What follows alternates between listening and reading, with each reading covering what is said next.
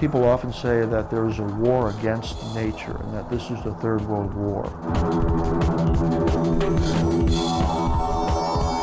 It's getting more stark, it's getting worse, and the rate of change is accelerating, whether we're talking about the extinction of species or the thoroughness of the technoculture. The world right now is frankly very frightening. For what we consider to be industrial civilization, I would say is extraordinarily uncivilized, actually quite savage. It's not an exaggeration to say that we're living in an ecological apocalypse.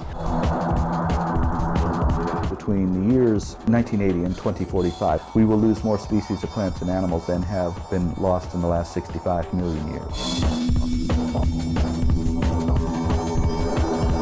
We have two big picture time pressures that really mean we should be acting a lot more urgently than most of us have. And one of them is peak oil or energy collapse, and one of them is climate change or runaway global warming. I think that most people, even most scientists, continue to underestimate how far down the path to climate catastrophe we've already traveled. For the most part, we're oblivious to it. We don't want to know about it. We don't want to hear about it. The one thing I'm most afraid of is that we're going to mount a tremendous campaign to sustain the unsustainable. At this point, the scientists are saying that the Earth's temperature may increase by as much as 10 degrees. At that point, there may not even be bacteria left. When the oil starts to really run dry, and when those in power have to assert their power in a time of dwindling resources, I think they're going to turn to much more blunt and cruel methods of enforcing their power. The whole climate is changing. The winds, the ocean currents, the storm patterns, snowpack, snowmelt, flooding, droughts.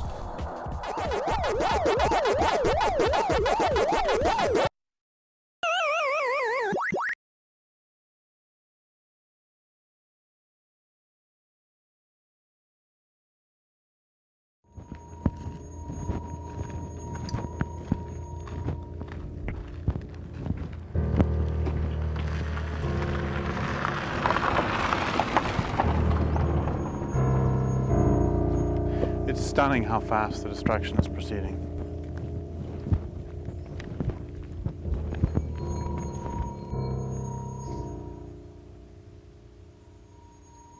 Every day that passes, the world is in worse shape. The sad-looking man you see on the screen is Derrick Jensen. Jensen is the best-selling author of several non-fiction books, including A Language Older Than Words and A Culture of Make-Believe. His books deal with topics such as surveillance, child abuse, the environment, and something he calls civilization.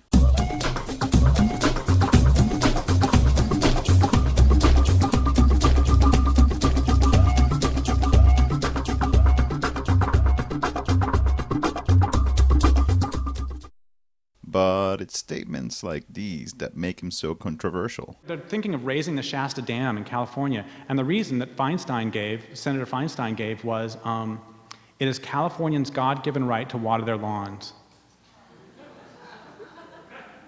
You know, there is no way to argue with that,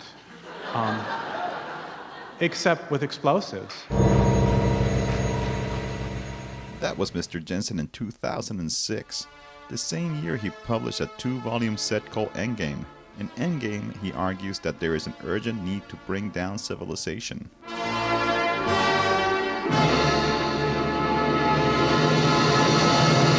If people would have brought down civilization 100 years ago, people in the Pacific Northwest could still eat salmon. There's going to be people sitting along the Columbia 50 years from now, and they'll be glowing for one thing, but they'll be starving to death, and they'll be saying, I'm starving to death because you didn't take out the dams that killed salmon. And those dams were used for barging and for electricity for aluminum smelters for beer cans. So, God damn you. He lays out his case against civilization by enumerating 20 premises. Due to time limitations and the fact that most people would not tolerate a 20-hour movie, we will explore 4 of these premises and accompany them with real-life examples. Industrial civilization, civilization itself, but especially industrial civilization, is not and can never be sustainable. It doesn't take a rocket scientist to figure out that any way of life that's based on the use of non-renewable resources won't last.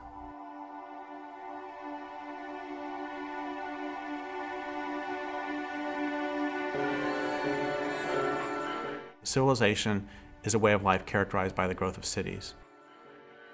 So you've got groups of people living in a dense enough population that the local land base cannot support them. What that means is you have to get your basic resources from somewhere else because you've used them up where you live. So you're going to go out into the countryside and gather up whatever it is you want, bring it back in.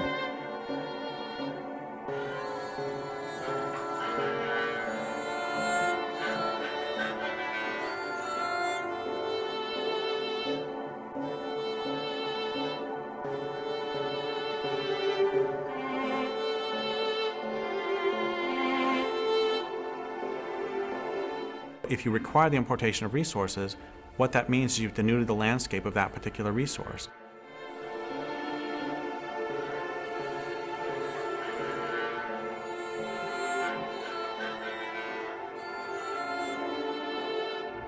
There's no way that in the long term you can continue to destroy the land that you need for your survival or the waters that you need to drink and expect to continue to live.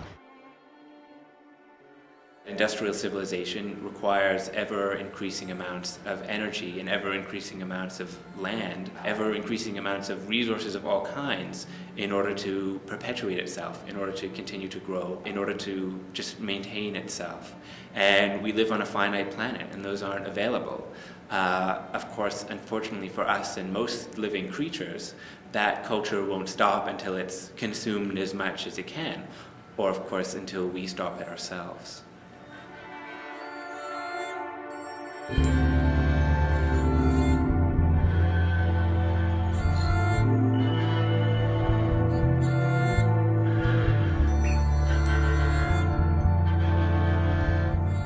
If you have a finite amount of anything, if you start using it, eventually you use it up.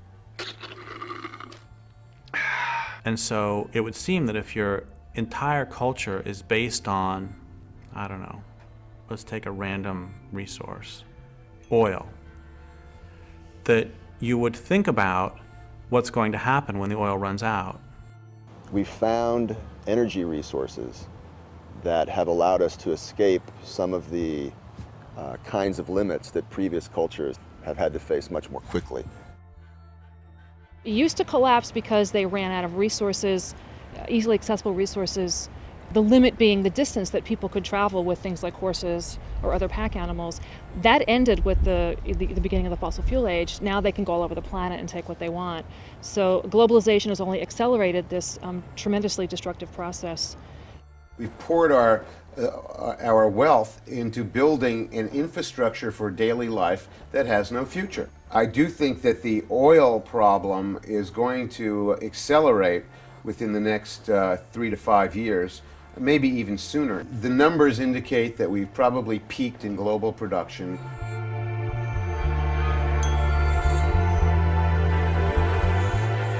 Where do you find the break from that? I mean, it's all of it is a giant machine or ensemble that just moves forward. Technology, for example, never takes a step back. This whole thing just keeps going like a cancer. I don't know of any civilization that's been sustainable. I don't believe there ever has been one. Technology, really in its essence, is our culture's determination that comes from certain philosophical and historical sources that we will be nothing else but more relentlessly technological. There is no clean green path to living at a lifestyle that we're all used to in industrialized nations. This way of life is over. Civilizations are often cutting their own throats very visibly, very obviously, but they just keep on doing it. Every civilization is defined by hubris. It's defined by its denial to recognize that it lives in a natural world. As a matter of fact, every civilization in its founding lies elevates itself above nature and claims that it is the controller of the whole world.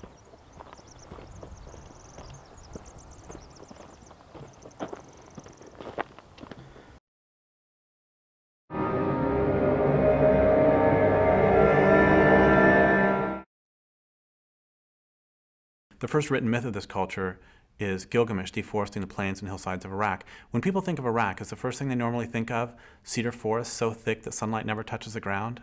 That's how it was prior to the arrival of this culture.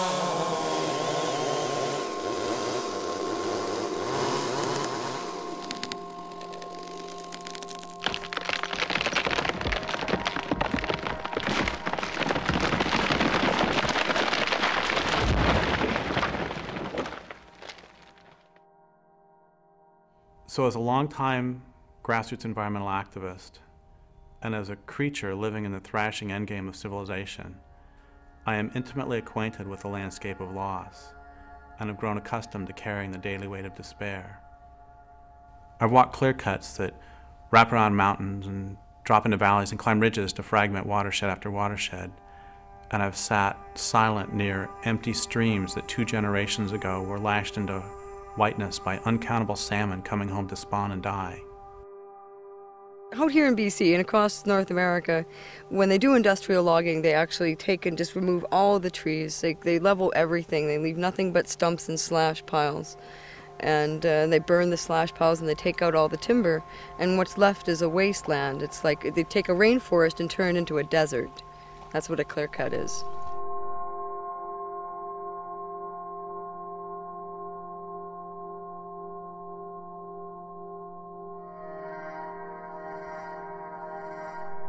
They use them for pulp. They export them whole to the United States and to Japan. There's not very much milling that happens anymore in BC. It's just getting exported for pulp and paper and fiberboard and plywood and whatever else. Not a lot of value added. This tree has been selected to be cut, and usually the company will only clear cut, but this tree is in what they call a streamside selection zone. That's why they've got it marked blue, because it's a selection zone. In a clear cut, they won't paint the trees that they're going to cut down. They only paint the ones that they're going to leave.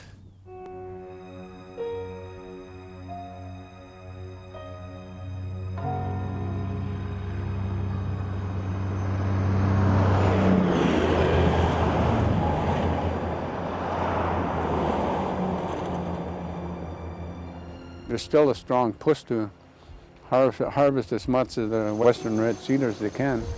They're bringing in huge helicopters to do that.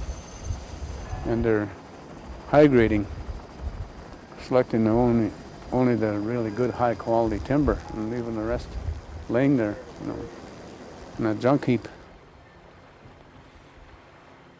So that's why we keep on, fighting back.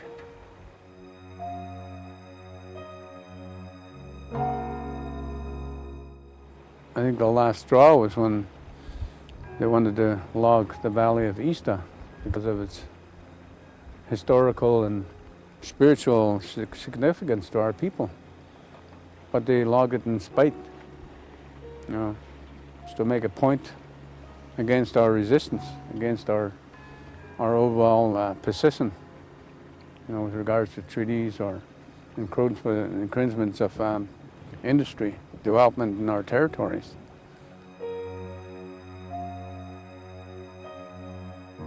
In a lot of these areas, like this clearing behind me up on the hill, you can see The soil is exposed. The ultraviolet kills off all the mosses, the funguses that hold the forest, hold the soil together. When the stumps rot and the roots die, then the slopes slide.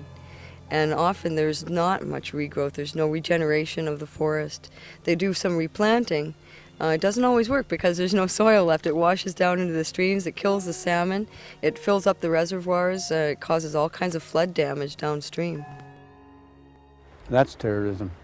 Stripping down all the trees, ripping out the trees in the forest, and now they're going to rip out the guts of the land with looking for copper and gold. And there has to be some kind of focus to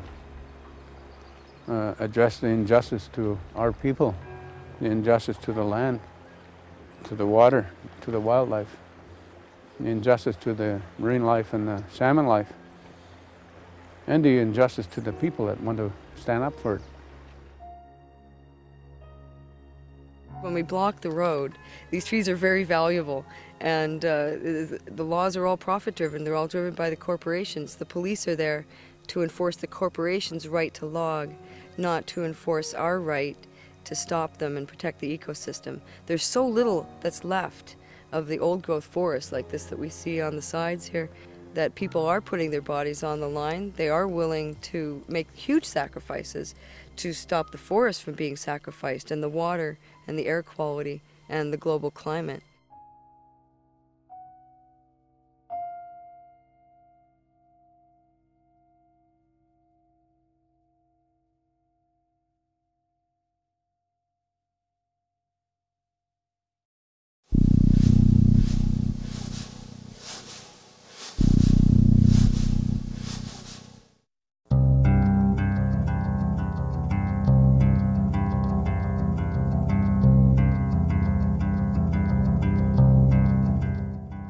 Traditional communities do not often voluntarily give up or sell the resources on which their communities are based until their communities have been destroyed.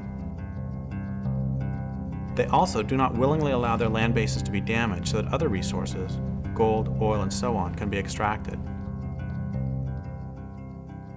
It follows that those who want the resources will do what they can to destroy traditional communities.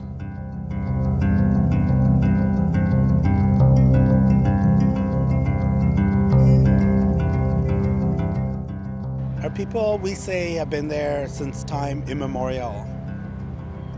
Prior to invasion and conquest, colonization, lands in North America were occupied by populations of people that had a profoundly different relationship with the land. They live with the land. All the ceremonies that have come up have to do with celebrating the renewal of seasons and life and affirming all of that. One thing about Indigenous peoples is that there's always the idea that you have to live in balance. And, you know, emotionally, physically, spiritually, emotionally, you have to have balance. And so this same philosophy was applied to the natural world that they lived in. The Tolowa, on whose land I now live, weren't civilized. They didn't live in cities. They didn't require the importation of resources. They lived in villages, camps. And they lived there for 12,500 years if you believe the myths of science. If you believe the myths of the Tolowa, they lived there since the beginning of time. I think that what we have had in Indigenous societies all along is a very kind of common sense, a very practical approach to why it's important to treat the world around you, the natural world, in a good way. Our people never exploited more than what we needed. We respect the land, we respect the animals, we respect the water, we respect the air, the wind, the fire, all the sacred elements, and we believe that they all are living things. So I suspect that's the way it was before contact. The stories that we have about our relationship to each other and to the land and to any spiritual aspect, any deities, arise from our relationship with the land. And the salmon were considered to be our mentors, caregivers, life givers. They were equal to us. In fact, all things that have form were equal to us. We weren't about dominating.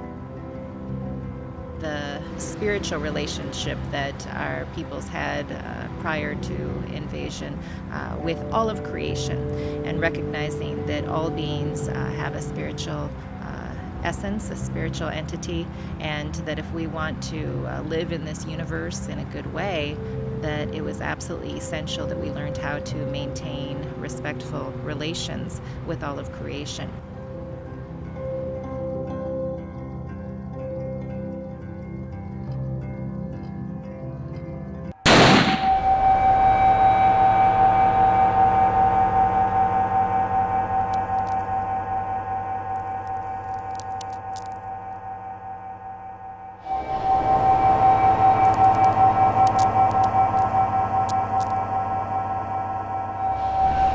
When Europeans came to this land, it was with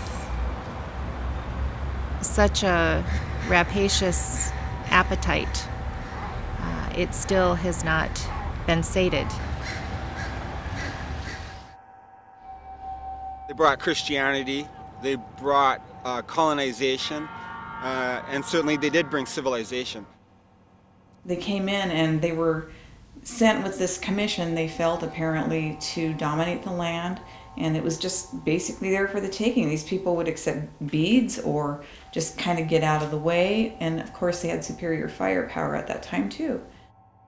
Right off the bat, with Christopher Columbus landing in the Caribbean region on what is today Haiti and the Dominican Republic, they initiated almost immediately a genocide down there that depopulated most of the nation there, the Taino and the Arawaks. And one of the main things that happened was the introduction of diseases, which was basically biological warfare. The smallpox was spread through tobacco and blankets and given to the Indian people. So it didn't take them long to be decimated because they were pure. And the smallpox was vicious, very vicious. When Europeans came, much of what they were interested in was rapid resource exploitation. They wanted to get wealthy in the New World. And as they were seeking that wealth, they worked with indigenous nations to undermine traditional economies and undermine the relationship that indigenous populations have with the land, so that indigenous peoples could then do the work of resource exploitation and extraction for the Europeans so that they could get wealthy. In imposing those things on indigenous peoples, of course, they destroyed indigenous peoples and their nations and their way of life. Generally, indigenous peoples suffered 90% or more depopulation rate upon having contact with Europeans. It was a genocide, war for territory, because the Europeans wanted to take the resources.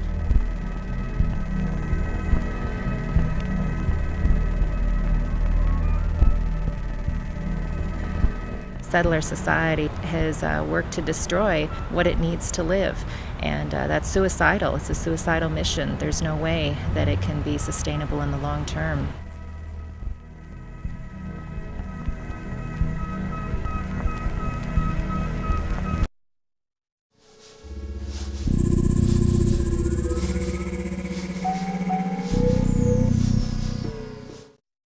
I gave a talk in Oregon a couple years ago, and this guy afterwards said, you know, you talk a lot about this culture being based on violence, but I don't see it. You know, I'm not violent. And I said, okay, first off, where's your shirt made? And he looked and it was made in Bangladesh. It's like, look, do we even need to talk about that? He's fucking faking he's dead. Yeah, he's breathing. He's faking he's fucking dead. Yeah, he just blamed. Our way of living, industrial civilization, is based on, requires, and will collapse very quickly without persistent and widespread violence.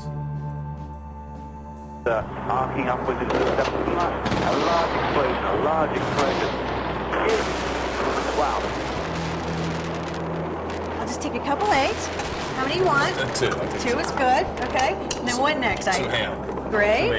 Tomato. Okay. How about that? Okay. Some onion. Onion. Ooh, and cheese. Everything then, right? Okay, You want yes, everything. Okay. I understand. Okay. We'll just pop this on. Now watch. I'm chopping the ham and veggies, grating the cheese, and whipping the eggs, all in 3 seconds. The machine that just made those smoothies for Berman and Fred will make an omelet. There's not much time left to get this beautiful pulse diamond necklace, less than 50 seconds. Joanne? Absolutely, John. You're going to want to give us a call to get this beautiful Hope diamond necklace. This is a 45.52 carat diamond surrounded by 16 white diamonds.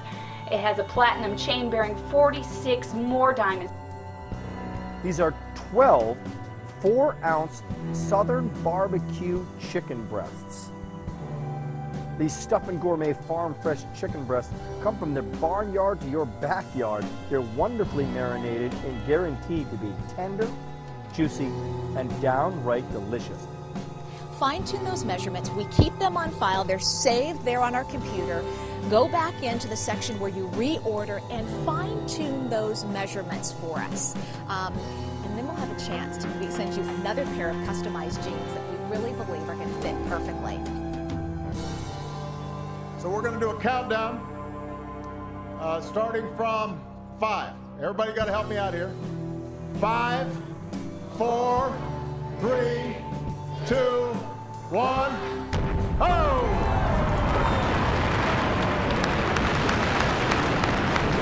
It worked.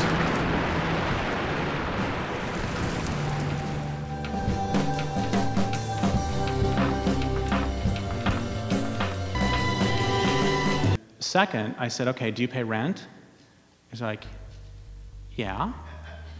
And I said, why? And he said, because I don't own. And I said, no, what would happen if you didn't pay rent? He said, well, the sheriff would come and evict me. I said, I don't know what that means. What would happen? He said, well, the sheriff would come and he would knock on the door. I said, okay, great. What happens if you open the door and you say, hey, I'm just finishing up making dinner. You want some? And so the sheriff sits down, you feed him, you don't poison him.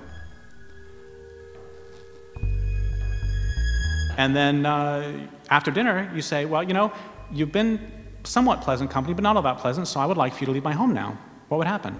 He said, well, the sheriff would pull out his gun and he'd say, I'm here to evict you because you didn't pay rent. I said, so the reason you pay rent is because if you don't, some guy with a gun is going to come and take you away.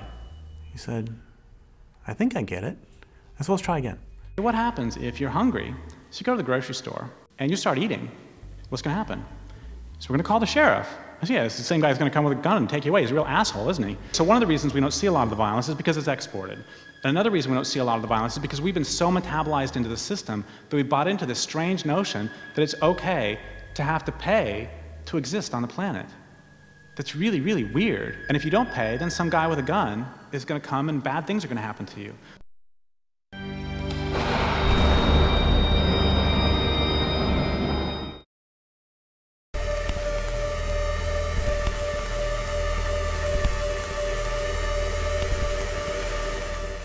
A few years ago, I got a call from a friend of mine.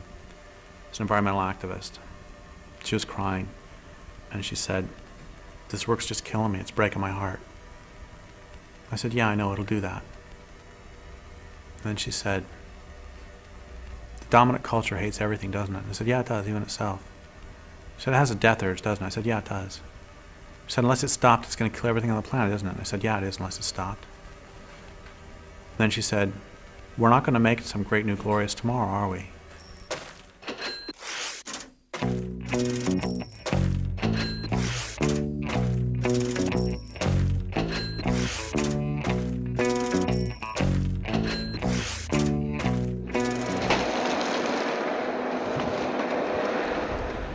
%98 of the old-growth forests are gone.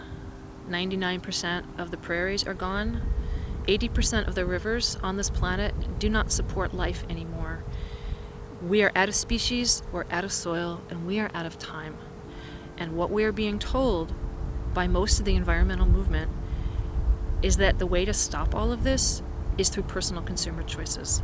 By simply purchasing our product, the consumer can make a small, easy step to a greener earth. So by taking that one roll and buying that one roll, you can help save millions of trees.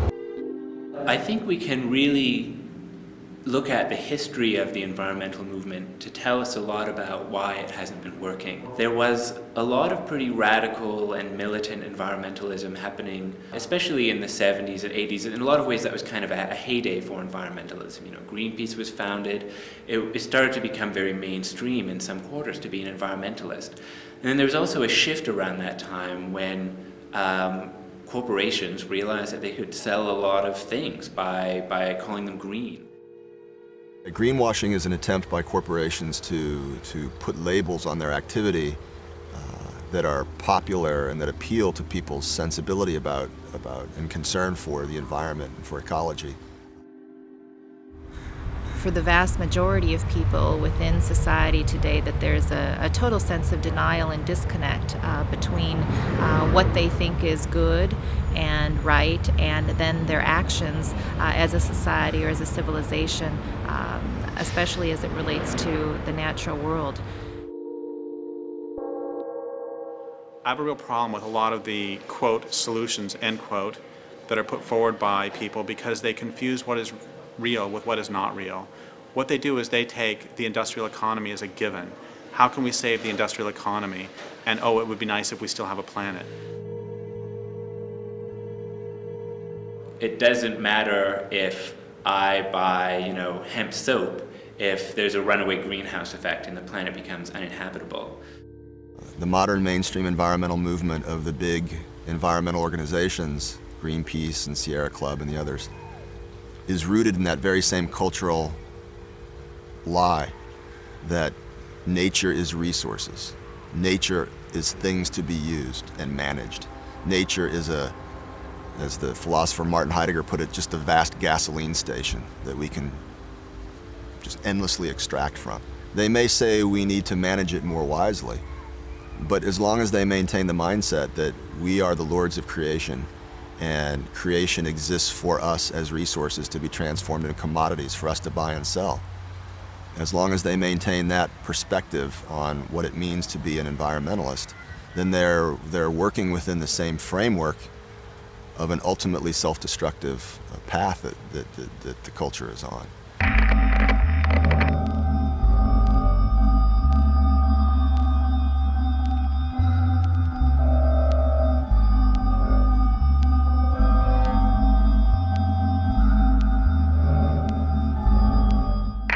The marketplace is also going to be very important. Many customers have been pushing for change in the boreal forest. The Forest Products Association and its 21 member companies are responding to the demand for greener products. And that marketplace is going to pay close attention. If the change isn't happening, then they're going to put pressure on the parties who are part of the agreement, the environmental organizations, the forest products companies, to do the things that they've set out to do. And they will reward the companies when things begin to be implemented and the change happens on the ground. Fully confident of that. One interesting piece of the agreement is with Greenpeace, David Suzuki, Forest Ethics, Canadian Parks and Wilderness on our side. When someone else comes and tries to bully us, the agreement actually requires that they come and work with us in repelling the attack, and we'll be able to say, fight me, fight my gang. I personally have no use for large institutionalized environmental organizations. I think they're more of a problem than a help. They're just eco-bureaucracies. And I won't name any because I don't like to badmouth organizations except for one, which I feel that I can, and that's Greenpeace. And the reason I can criticize Greenpeace is I am a co-creator of Greenpeace, and therefore I feel like Dr. Frankenstein sometimes, and I feel that since I helped create the thing, I can certainly criticize it. And I think that Greenpeace has become the world's biggest feel-good organization now. People join it to feel good, to feel I'm part of the solution, I'm not part of the problem. Greenpeace brings in close to $300 million a year. And what do they do with that money? Generate more money. And the people who are at the top of the totem pole now are not environmentalists. They're fundraisers, they're accountants, they're lawyers, they're business people. People are voting with their dollars at the checkout stands. It's because they know the polling shows that the public cares. And, ultimately they're going to care about their profit margin and whether they can sell products. What's happened in British Columbia with the environmental movement, it's been stalemated. The big leaders, they're compromised. They went in bed and it snuffed out that movement.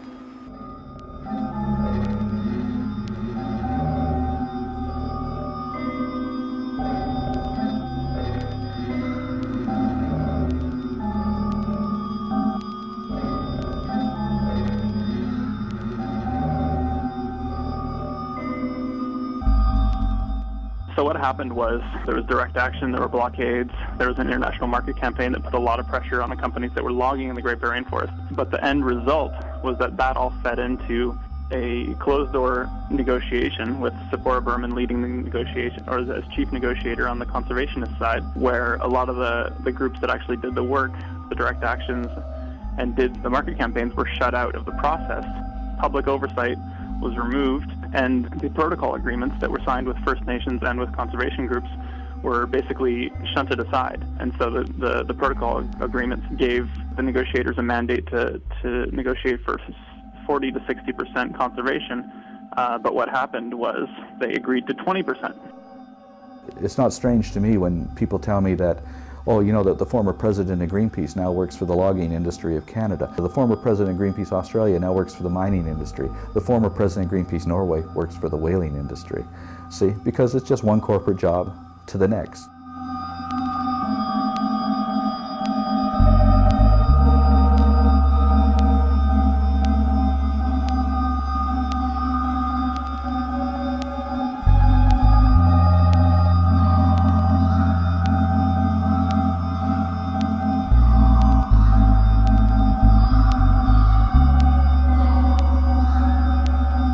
The only measure by which we'll be judged by those who come after is the health of the land and the health of the water, the health of the earth.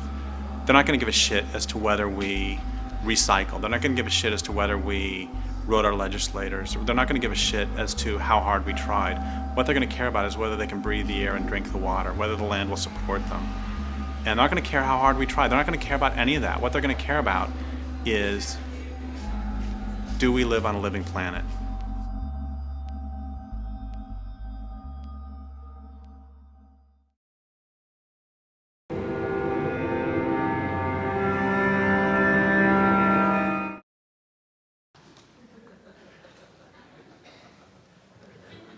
Okay, so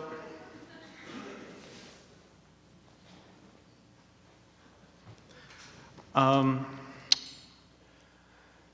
don't know if you know this, but the original draft of the movie Star Wars was not written by Lucas.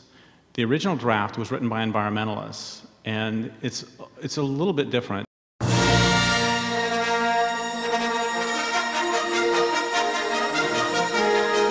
For one thing, it wasn't actually called Star Wars. It was called Star Nonviolent Civil Disobedience. But the plot of Star Wars, for those of you who don't remember, is that the Empire has created this giant machine called a Death Star.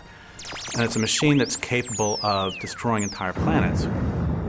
In the movie, the rebels find a way to destroy the Death Star. And then at the very end, Luke Skywalker uses the Force to get past all the TIE fighters and to drop a torpedo down a thermal exhaust port and to blow up the Death Star.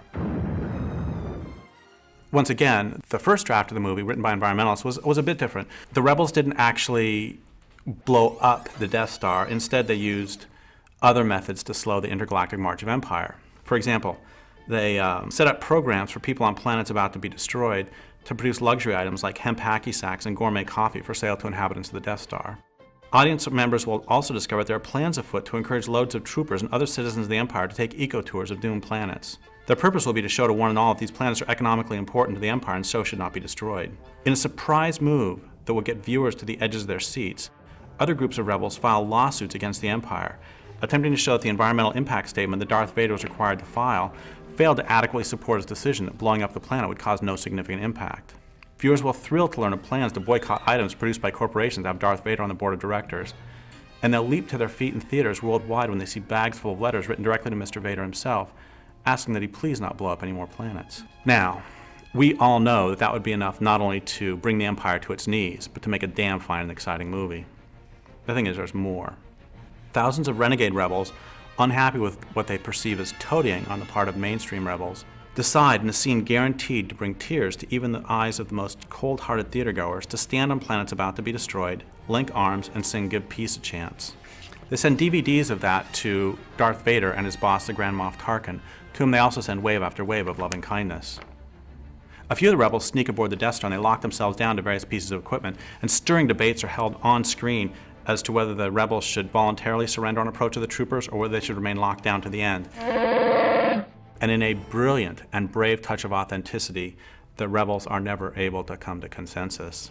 But there's more. Once inside the Death Star, there's a splinter group, breaks off, they burn a couple of transporters, and they etch Galaxy Liberation Front. And then another group breaks off from that group, and they finally make it to Darth Vader's private room.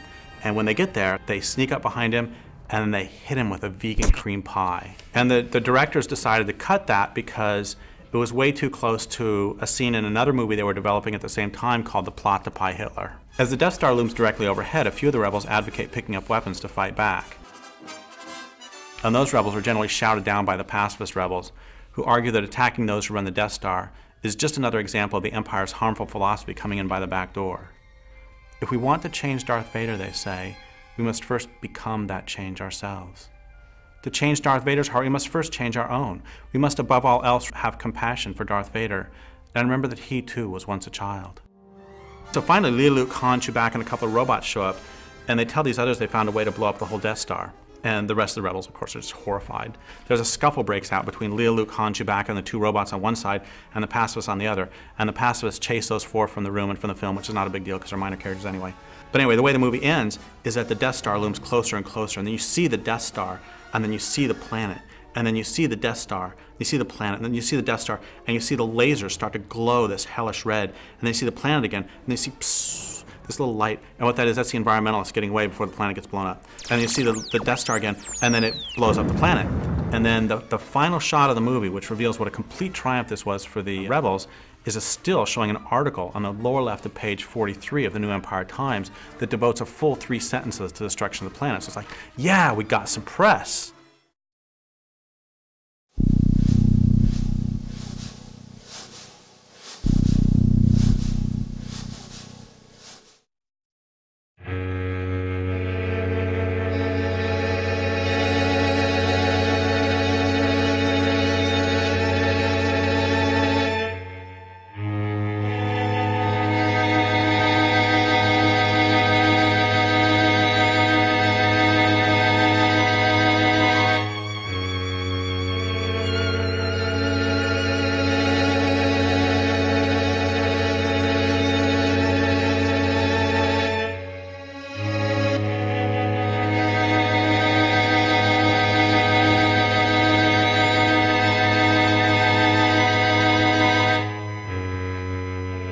The public really needs to understand that no combination of alternative miracle fuels or biodiesel or ethanol or nuclear or sun or solar or used French fried potato oil, no combination of these things is going to allow us to keep a happy motoring society going. We are using up all the very easily accessed energy sources, and we've really built this huge way of life based on cheap oil, essentially.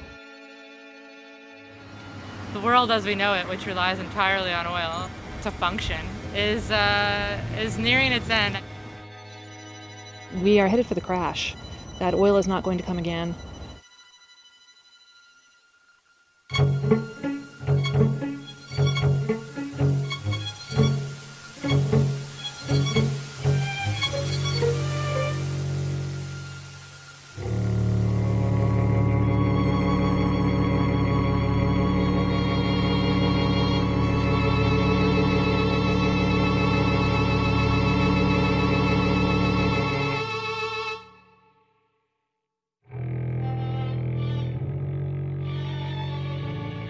Tar sands are probably one of the biggest industrial projects in the history of mankind. The tar sands are the largest, most destructive environmental project on the planet right now. It's oil extraction. It's some of the dirtiest oil on the planet, which means that it takes the most energy to extract.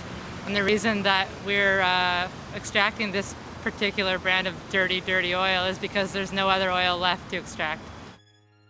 Tar sands really aren't oil. Effectively, the process by which you mine and refine tar sands is effectively adding about 100 million years of development through a synthetic process. The tar sand deposit in an area that covers the size of the state of New York or larger than England is already considered the largest industrial project in human history, and it's barely begun. They extract it from the sand by steaming and heating water and basically boiling it So the oil sits on top of the water like a froth, and then they scrape it off, and that's the bitumen. There's mining processes and in situ processes, and both of them are pretty much trying to extract bitumen out of the sand.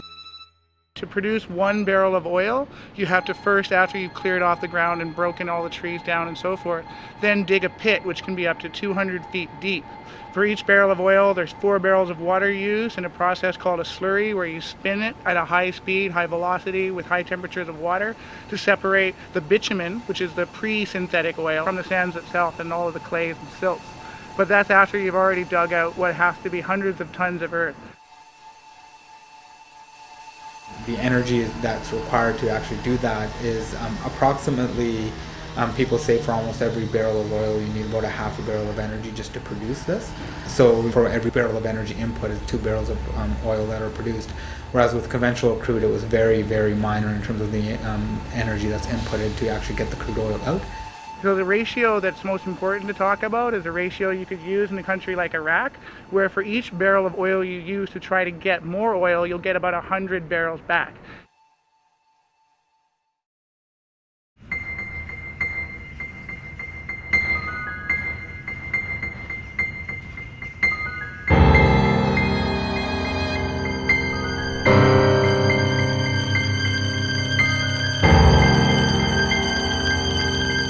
The Athabasca River, which runs through northern Alberta, where you have like many different native communities living along the river, is being sucked of its water to fuel the tar sands operations. Because of the contamination of the river from oil sands discharges of things like oil and grease and treated sewage into the Athabasca River. And sometimes there's accidents of spills of these toxic chemicals directly into the Athabasca rivers. The community of Fort Chipewyan, both the Mikisew Cree and the Dene Chipewyan First Nation, who have been fighting and really at the front of like raising the alarm about what's happening, and their community has been seeing all this rise in rare cancers, autoimmune diseases, arsenic in the land, the moose meat, the fish are high levels of heavy metals, mercuries. Basically the whole environment up there is contaminated. How this is affecting my community is that it's killing off the people of Fort Chipewyan. It's what I've called before a slow industrial genocide. I buried my auntie, I buried my uncle, I got an auntie living with it. And this is a war for our lives because the government is allowing the people of Fort Chip to die. The tar sands are not only fueling the destruction of the second fastest rate of deforestation in the world outside of the Amazon River Basin, they're already the second fastest contributor to climate change in North America. And with the goals of production that they're talking about, the CO2 emissions will make it so the only way you could outstrip a climate change contributor for all of North America would be to combine all of the coal-fired power plants from Alberta to Arizona and in between across all of North America. I think that the tar sands is the absurdity of still desiring oil when we know so well that, for example, fresh water is just an elemental part of human existence, and that we're running full force towards extracting these last little bits of oil to sustain this plastic culture, this plastic civilization, to the destruction of the environment in which we can live. People say it's like the world's addicted to crack, and this is like the dirtiest and most disgusting form of crack that'll keep it addicted for a lot longer, right? Like this is actually what it is. It is the most insane thing that people are doing.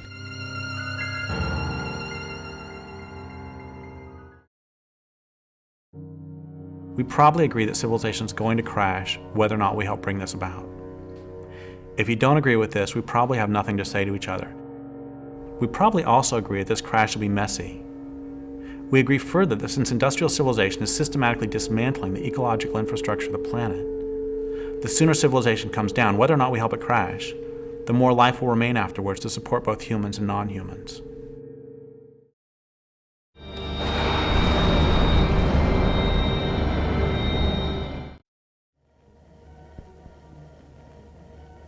The genesis of Endgame, really, the book, was really because I did some talks around the possibility of fighting back. And the response by the audience was really predictable. If it was an audience made up of sort of mainstream environmentalists and peace and social justice activists, often they would put up what I've taken to calling a Gandhi shield, which is they would say the names Martin Luther King, Dalai Lama, and Gandhi again and again as fast as they can to keep all evil thoughts at bay.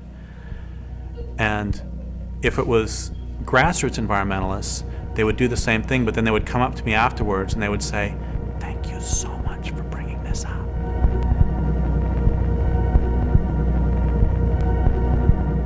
Especially in North America, pacifists and nonviolent advocates have had a very defining role and even a censoring role in determining what other people's participation can be in a whole range of social struggles, and that the way that they've affected social struggles has made it very much easier for the state to control those social struggles. That nonviolence plays a function of recuperating social struggles, of taking out their teeth, making them harmless, so that they can just exist in this cesspool of democratic plurality. I wonder what happens to that kind of energy or idealism or faith that something is about to change when they're certainly not going to change at all. What are the false hopes that keep us tied to the system? What are the false hopes that bind us to unlivable situations and blind us to real possibilities? Does anybody really think that warehouses are going to stop deforesting because we ask nicely? Does anybody think that Monsanto will stop Monsantoing because we ask nicely? I was talking to this person in the States several years ago, and they said, if we can just get a Democrat in the White House, things are going to be okay. We've got a couple of myths on the left that I would really encourage us to get over. The first is that social change happens by moral suasion. It doesn't. It happens by force.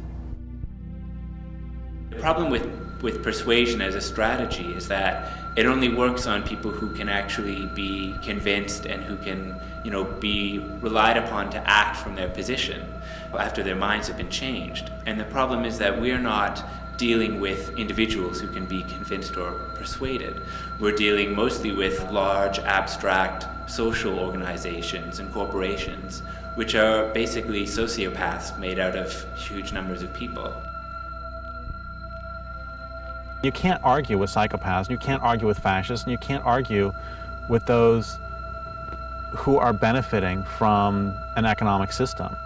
You have to stop them through some form of force, and that force can be violent or nonviolent. Could you stop Ted Bundy by peaceful means? The left, to a large extent subconsciously, has as its primary role to make resistance harmless. States have recognized that resistance will never disappear, that struggles will never disappear, and in the past they tried suppressing struggles the first time that they showed their heads, if there's any sign of them, and that proved ineffective. So nowadays the way that states rule is by accepting the inevitability of conflict and resistance and just trying to manage it permanently. Keep the march going. There's nothing happening here.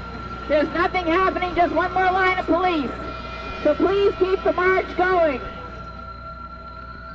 Social movements in North America are locked into this pacifist doctrine that is imposed by the middle-class reformists who want to control the movement and dictate how it conducts itself. Advocates of nonviolence, they frequently say that nonviolence works, and the principal examples that they use of that are Gandhi in India and Martin Luther King in the US. The problem with that is that this constitutes a really great historical whitewashing, that in fact the resistance in India was incredibly diverse, and Gandhi was a very important figure within that resistance, but the resistance was by no means pacifist in its entirety. Gandhi gets used as a way to shut down conversation. Especially in the West, Gandhi's used as a way to sort of quell any ideas of either direct action or what's perceived as violence, or sort of like, resistance that goes beyond what is seen as sort of like a pacifist or a peaceful means of resistance.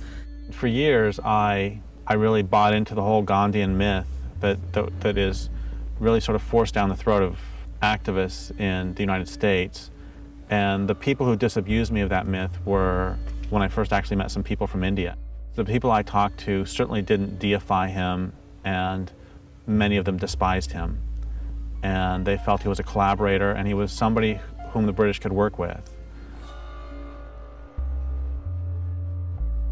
Gandhi's very well known in the West, but when you go to India, there's a freedom fighter and revolutionary leader called Bhagat Singh, who's in India probably almost as well known as Gandhi, as a part of the independence movement and sort of a leader in the independence movement.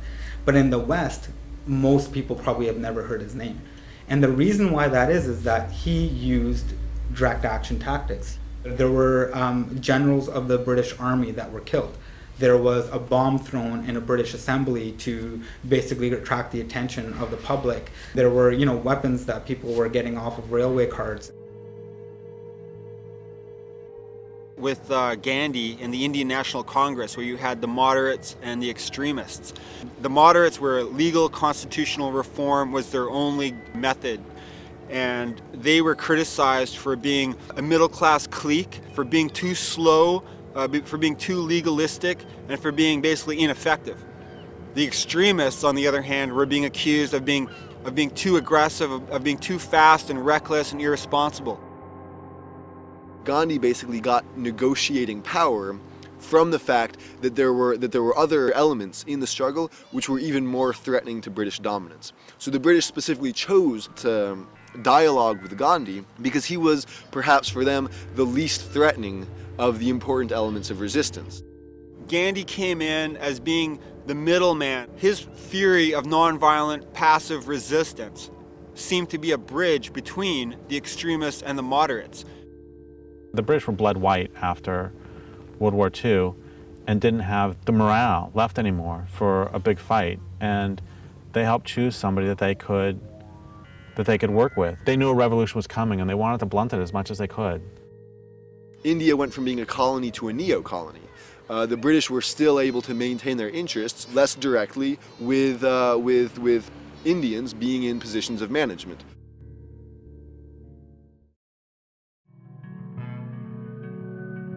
My problem isn't with somebody doing nonviolent actions, and it never has been. I mean, I say all the time that we need it all. My problem is that so many pacifists, especially in the United States, end up not supporting more radical or militant work.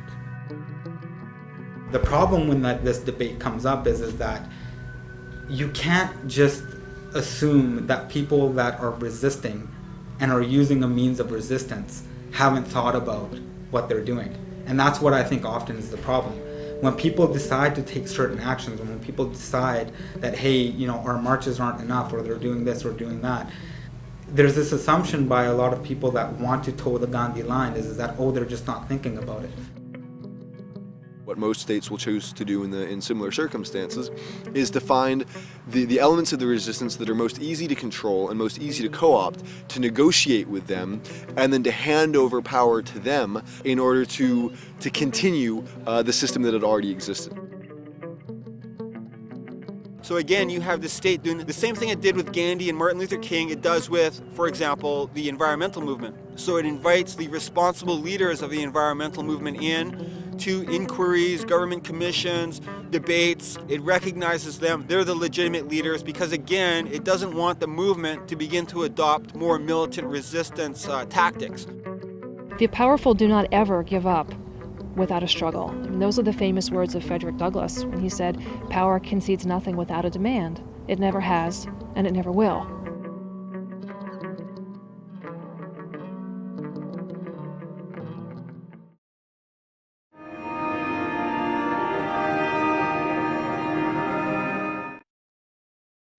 If we use more efficient electricity appliances, we can save this much off of the global warming pollution that would otherwise be put into the atmosphere.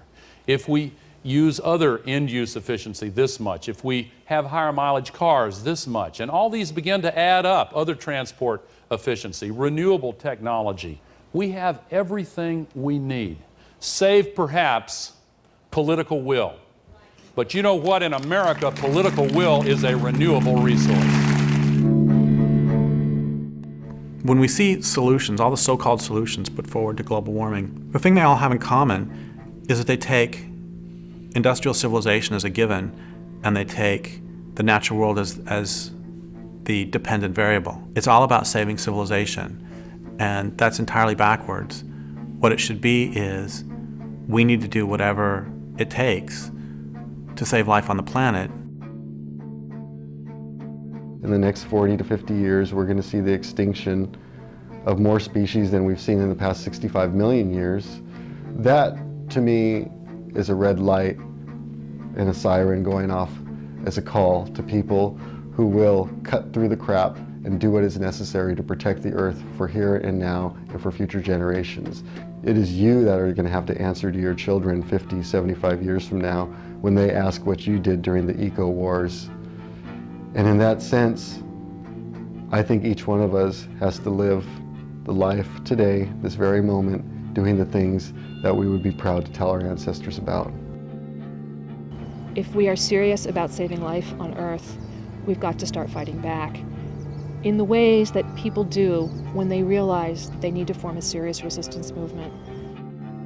Most indigenous populations who maintain any sense of a traditional worldview know that the way of life that settler society has imposed on this land is unsustainable. Yet there's been a sense that we really need to kind of wait until it collapses, or wait until they're done doing, or they've reached their limit and they can't continue the way that they've been going on, and be patient. Fuck patience.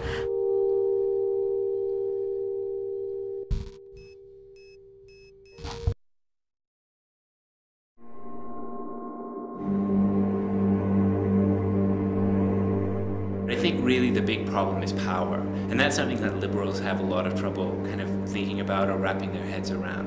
And the problem is that this culture has clearly defined hierarchy. There are people who are clearly in power and who benefit from power and who benefit from destroying the planet and who benefit from exploiting other people. And they've been doing that for a long time, and their power is more important to them than anything else. There is no personal consumer choice that is going to dismantle the systems of power that are behind the destruction of our planet. What we need is organized political resistance. You cannot just simply ask the state for these reforms or for any kind of gains or concessions. You have to force them to do it, and that's the power of disruption.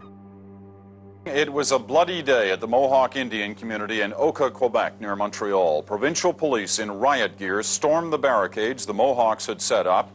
There were clouds of tear gas, a hail of bullets, and in the midst of the battle, a policeman was killed. All this because of a dispute over a piece of forest the Indians claim is theirs, a forest town council wants to bulldoze to expand the local golf course. The police retreated as abruptly as they'd attacked, leaving behind their cruisers. They also left a heavy front-end loader, which the Mohawks immediately put to their own use. The police cruisers, crushed and useless, became barricades themselves. We treat these trees and the land like our mother.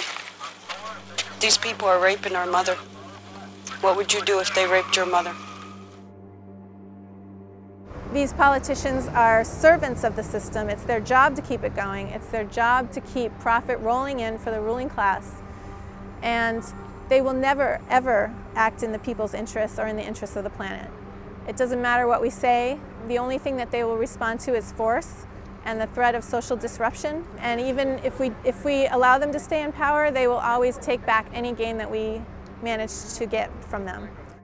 It's really important to recognize that no struggle is done, that there's not any possibility of any lasting victory as long as the state still exists. But we can definitely see in the histories of struggle, small gains have been won and ways in which we've empowered ourselves by the use of all tactics. And I think it's not even important to really say if a particular tactic is violent or not, because this is just kind of a moral category meant to restrict action. I think it's more important to look at which tactics can be empowering and liberating and useful. Purely above ground means are designed to facilitate the expansion of global capitalism. These are serious power structures that are making vast sums of money. They are backed up by the power of the armed state in every way imaginable. They've got armies on their side, they own the mass media, the banks, all the money is on their side. If there's any doubt about the leadership that our military is showing, you just need to look at this F-18 fighter and the light armored vehicle behind me. The Army and Marine Corps have been testing this vehicle on a mixture of biofuels, and this Navy fighter jet, appropriately called the Green Hornet, will be flown for the first time in just a few days on Earth Day. Crazy Horse 1, request permission to engage. Picking up the wound. I'm trying to get permission to engage. Come on, let us shoot. A Bushmaster, Crazy Horse 1A. We're taking him. Bushmaster, Crazy Horse 1A. This is Bushmaster 7, go ahead. Roger, we have a black SUV or bongo truck picking up the bodies. Request permission to engage. Bushmaster 7, roger. This is Bushmaster 7, roger, engage. 1A, engage. Clear. Come on. Clear.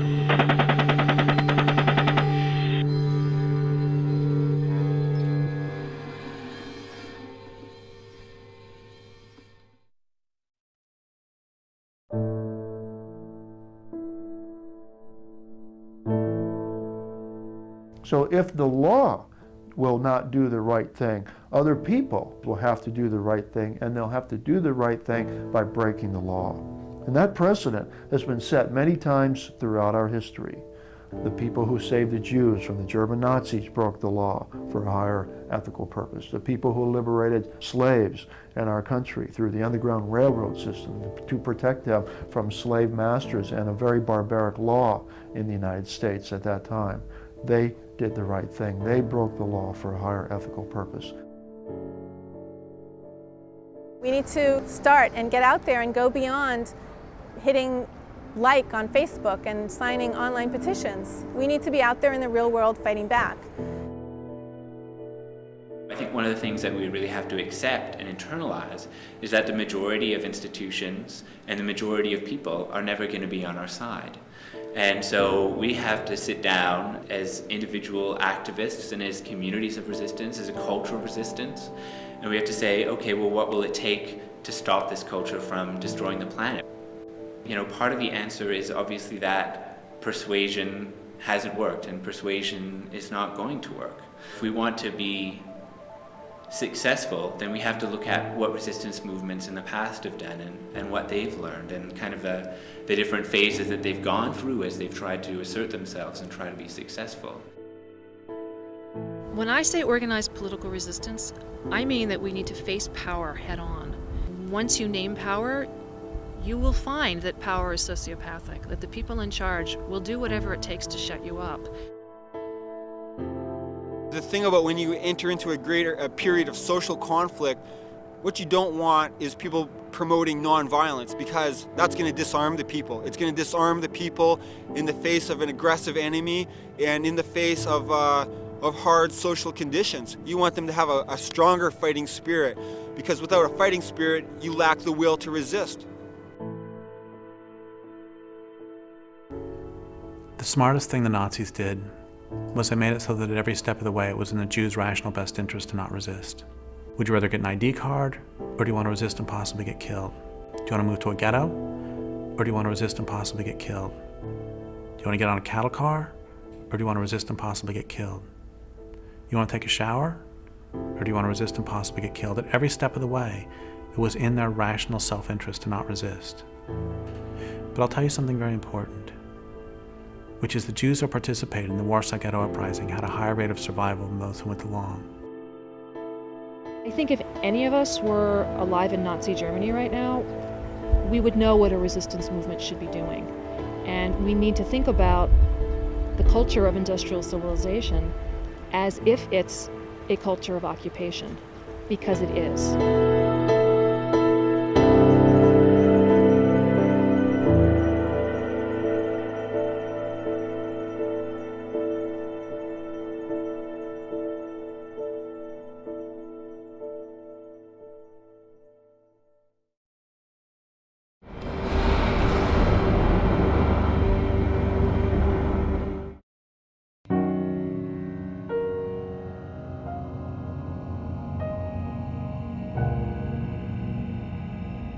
If Nazis or other fascists took over North America, what would we all do? What would we do if they implemented Mussolini's definition of fascism? Fascism should more appropriately be called corporatism because it's a merger of state and corporate power.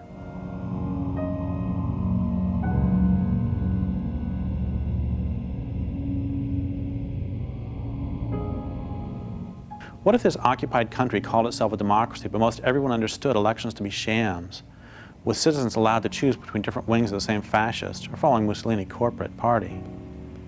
What if anti-government activity was opposed by stormtroopers and secret police? Would you fight back? If there already existed a resistance movement, would you join it?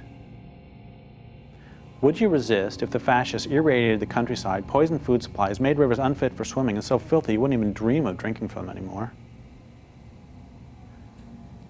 If fascists systematically deforested the continent, would you join an underground army of resistance, head to the forests, and from there to boardrooms in the halls of the Reichstag to pick off the occupying deforesters, and most especially those who give them their marching orders?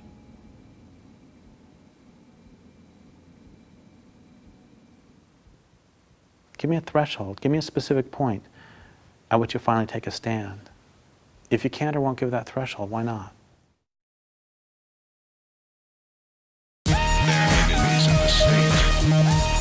Yeah, yo, I ain't got any time to waste on this one. I gotta get right on it, like, yo.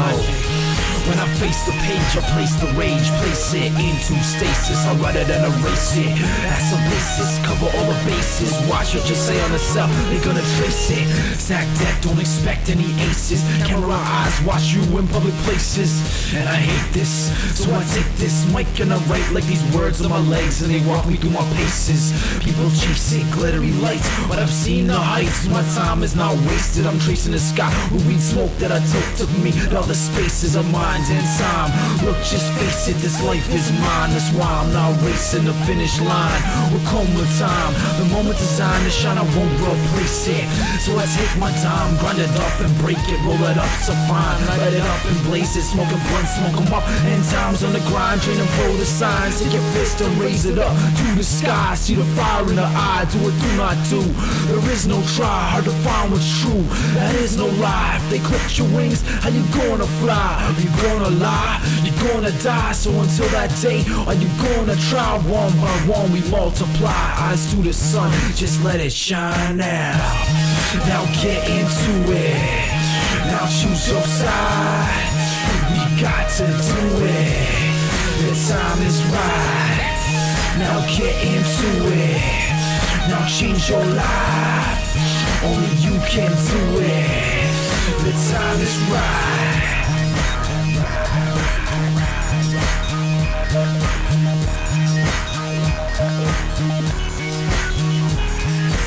Any more pollution and you gon' fry. So get into it, it's do or die. With no action, factions, and crews divide. But you can't be stupid if you choose to ride. And you can't ride the fence, better choose your side. Keep doing what you're told, or do what's right. You're gonna roll over, or you gon' fight. No justice, no peace, the war's tonight. And I'm a poltergeist, you know, a violent spirit.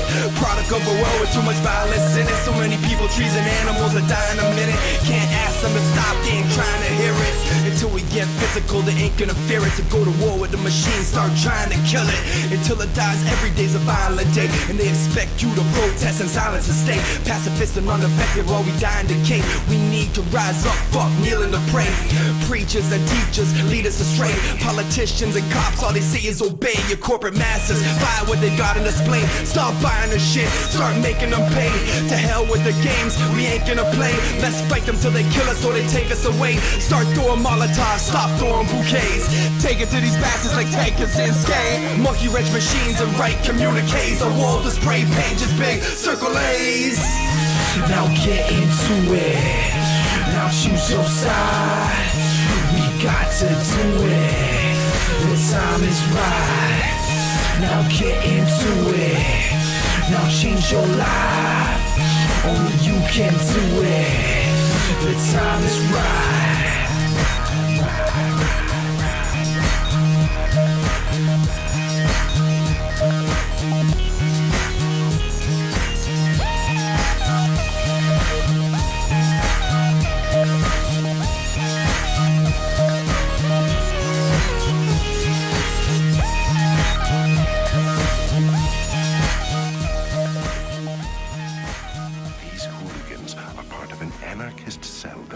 agents have been tracking for weeks.